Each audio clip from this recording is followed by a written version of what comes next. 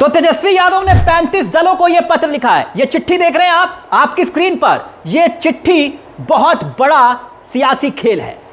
समर्थन मांगा गया है 35 दलों से तेजस्वी यादव ने। इस चिट्ठी के मायने क्या है? राहुल गांधी के साथ मिलकर एक बहुत बड़ा सियासी संकेत और संदेश दे रहे हैं। लड़ाई सिर्फ अब बिहार तक सीमित नहीं रह गई है, क्योंकि यह पत्र संकेत और संदेश है कि 35 दलों को साथ लेकर तेजस्वी यादव और राहुल गांधी एक बड़ी सियासी लड़ाई को लड़ रहे हैं। मगर कुछ आंकड़े भी सामने आए जो हैरान कर रहे हैं। वो आंकड़े जो हम आपको आगे दिखाएंगे। मगर यह जो पत्र है तेजस्वी यादव ने लिखा है, इसके जरिए एक सियासी संदेश देने की कोशिश हो रही है।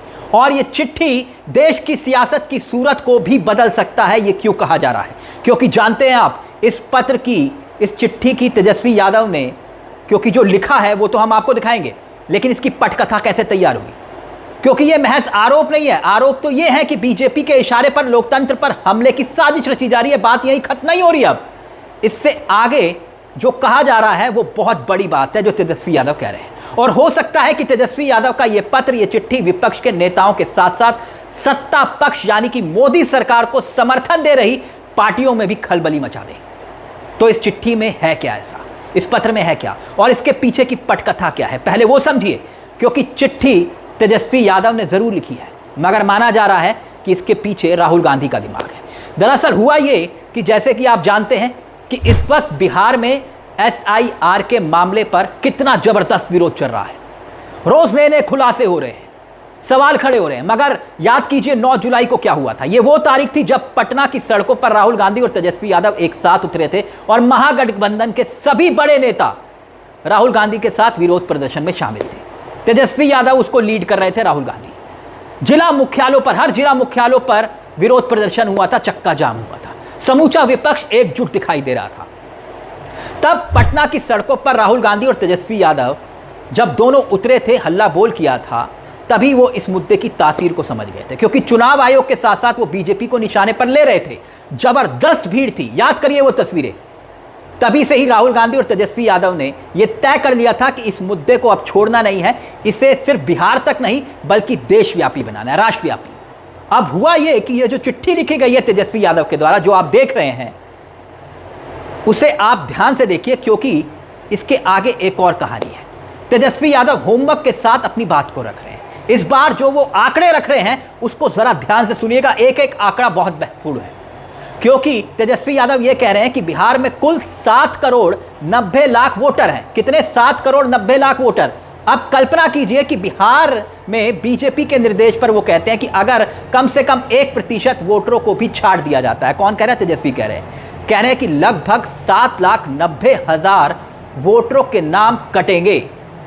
और ये हम सिर्फ 1% की बात कर रहे हैं, जबकि तेजस्वी कह रहे हैं इनका इरादा 4 से 5% का है। और अगर हम 1% को भी, आंकड़े को समझिएगा, 7,90,000 मतदाताओं को 243 विधानसभा क्षेत्रों में विभाजित भी कर दें, यानी कि उनको बांट दें, तो हर विधानसभा सीट से, हर एक विधानसभा सीट से 3251 वोटों के नाम कटेंगे, वोटर्स कटेंगे। पहले तेजस्वी यादव के इस महत्वपूर्ण बयान को सुनिएगा, ध्यान से सुनिएगा, और फिर आंकड़े के साथ और बात करेंगे। और साथ ही तेजस्वी यादव के इस पत्र के द्वारा सियासी तीर जो इस वक्त हड़कंप मचा रहा है, वो क्यों मचा रहा है वो भी आपको बताएंगे। लेकिन पहले तेजस्वी यादव का ये बयान सुनिए। एक इंटरेस्टिंग डेटा हम आप लोगों को देना चाहेंगे। हमारे बिहार में वोटर्स टोटल जो थे 7 करोड़ 90 लाख।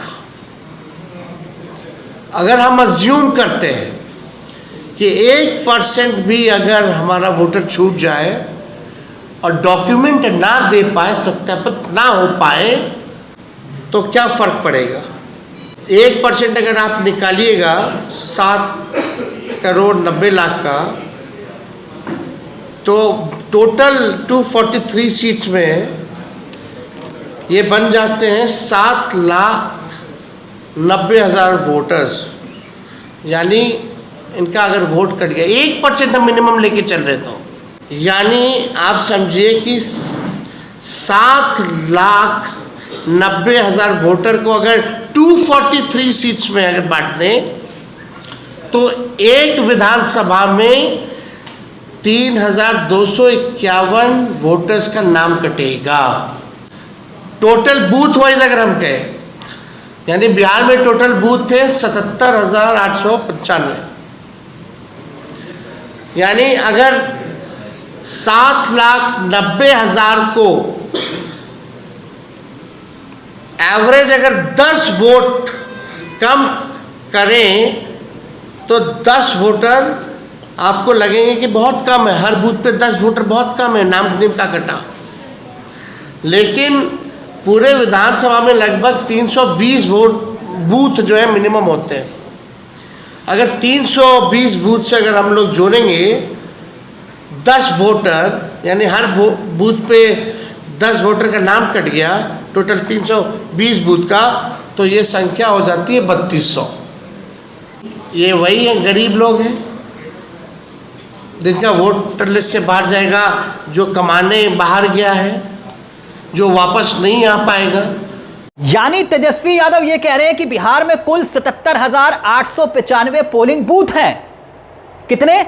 77,895 पोलिंग बूथ, और हर विधानसभा में औसतन 320 बूथ होते हैं, तेजस्वी यादव बता रहे हैं। और अगर एक बूथ से, आगे आंकड़े को समझिएगा, एक बूथ से 10 वोट भी हटेंगे तो विधानसभा के सभी बूथ से कुल मिलाकर 3200 वोट हट जाएंगे, वोटर्स के नाम कट जाएंगे। आंकड़ा बहुत दिलचस्प है। अब इसमें एक और बड़ी बात है, वो ये कि 2 विधानसभा चुनावों के जो क्लोज मार्जिन है, यानी कि जो बहुत कम मार्जिन से हार और जीत होती है जिन सीटों पर, उसका आंकड़ा देखिए, समझिएगा। 2015 के विधानसभा चुनाव में 3000 से कम वोटों से हार जीत वाली कुल 15 सीटें थी, 15 सीटें। और 2020 के चुनाव में 3000 से कम वोटों से हार जीत वाली कुल मिलाकर 35 सीटें थी। और अगर 5000 से कम अंतर से हार जीत वाली सीटों को गिने तो 2015 में 32 सीटें थी, और 2020 में कितनी थी? कुल 52 सीटें थी। तो यानी तेजस्वी यादव को यही डर सता रहा है। तो क्या यह वाजिब है? क्योंकि राहुल गांधी हो या फिर तेजस्वी यादव हो, यही आरोप तो लगाते हुए आए हैं महाराष्ट्र के चुनाव में, दिल्ली के चुनाव में, और अब बिहार के चुनाव में, कि चुनाव आयोग के जरिए बीजेपी का निशाना अब ऐसी सीटों पर है जहां पर जीत और हार का मार्जिन बहुत कम है। चुनिंदा बूथों पर ही वोट काटे जाएंगे और हटाए जाएंगे। ये आरोप पहले भी राहुल गांधी भी लगा चुके हैं, केजरीवाल भी लगा चुके हैं। वैसे ये मामला अब कोर्ट में पहुंच चुका है, सुप्रीम कोर्ट में मामले की सुनवाई चल रही है, आप जानते हैं। लेकिन दूसरी तरफ राजनीतिक लड़ाई, इस चिट्ठी का मतलब समझिए। चंद्रबाबू नायडू कौन? जो टीडीपी के सबसे बड़े चेहरे हैं और वो मोदी सरकार को समर्थन दे रहे हैं। वो बाकायदा इस मुद्दे पर नाराज हैं, चिट्ठी लिख रहे हैं चुनाव आयोग को, कह रहे हैं स्पष्टीकरण दो। राहुल गांधी के साथ साथ अखिलेश यादव और 35 पार्टियों को अगर तेजस्वी यादव चिट्ठी लिख रहे हैं और ये कह रहे हैं कि भाई अगला नंबर आपका होगा, और वहीं दूसरी तरफ ममता बनर्जी, टीएमसी का सबसे बड़ा चेहरा, क्योंकि अगला चुनाव पश्चिम बंगाल में है और वहां भी घमासान बीजेपी वर्सेस ममता बनर्जी है, तो ममता बनर्जी को भी साथ लाने की कोशिश। और दूसरी तरफ बीजेपी की सबसे बड़ी सहयोगी पार्टी, एनडीए का सबसे बड़ा चेहरा चंद्रबाबू नायडू। यानी संदेह और शंकाएं सभी राजनीतिक दलों को हैं। यह सिर्फ मामला विपक्ष का विरोध तक सीमित नहीं रह गया है।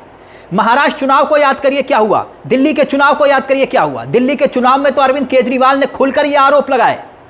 अरविंद केजरीवाल ने कहा कि उनके ही विधानसभा क्षेत्र में नामों को हटाया गया और बाकायदा फर्जी नामों को जोड़ा गया, इस तरह के आरोप लगाए गए थे। ये आरोप थे तेजस्वी केजरीवाल के। और दूसरी तरफ यूपी के चुनाव को याद करिए, अखिलेश यादव ने भी कुछ इसी तरह के ही इल्जाम लगाए थे। तो ये बात सिर्फ और सिर्फ तेजस्वी यादव के 35 दलों को लिखे एक मामूली पत्र की नहीं है।